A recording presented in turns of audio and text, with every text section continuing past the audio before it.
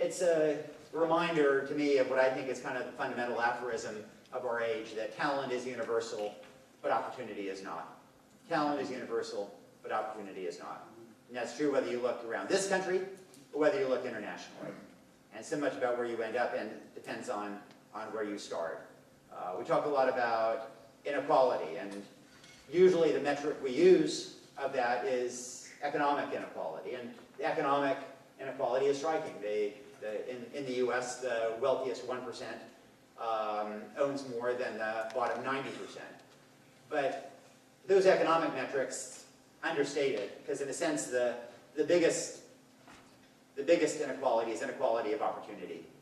And when you can make a pretty good prediction about a kid on the day of his birth based on the zip code in which he's born, whether he will end up in college or in prison, something is wrong not with that child, but with the opportunities and the system and the environment that is accorded to that child.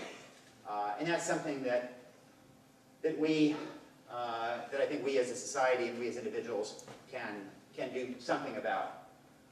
One of my frustrations as a journalist who spent a lot of time since 9/11 in countries like Afghanistan and Pakistan, Iraq, Syria, Yemen, is that since 9/11 and trying to deal with terrorism and insecurity, we've invested, it seems to me, overwhelmingly in just the military toolbox. You need the military toolbox. You can do things that other toolboxes can't do.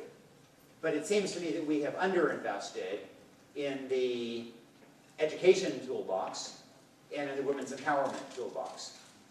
And they likewise aren't perfect, but over time, they have a pretty good record of bringing about change in societies. In Afghanistan or Pakistan, it's been 15 years since 9/11. I think that we might have shown greater progress in those societies had we been more willing to invest in education, especially girls' education.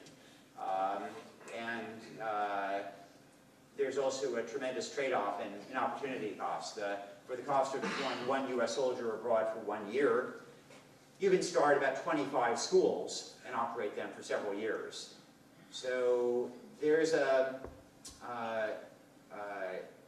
real trade-off there. And it's frustrating to me because I think this is something that extremists intuitively get. You know, why did the Afghan Taliban throw acid in the faces of schoolgirls? Why did the Pakistani Taliban shoot Malala in the head after she campaigned for girls' education?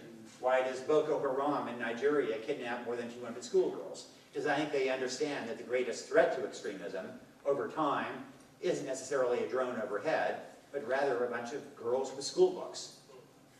And we don't seem to have absorbed the same lesson to the same degree. Look, helping people is harder than it looks.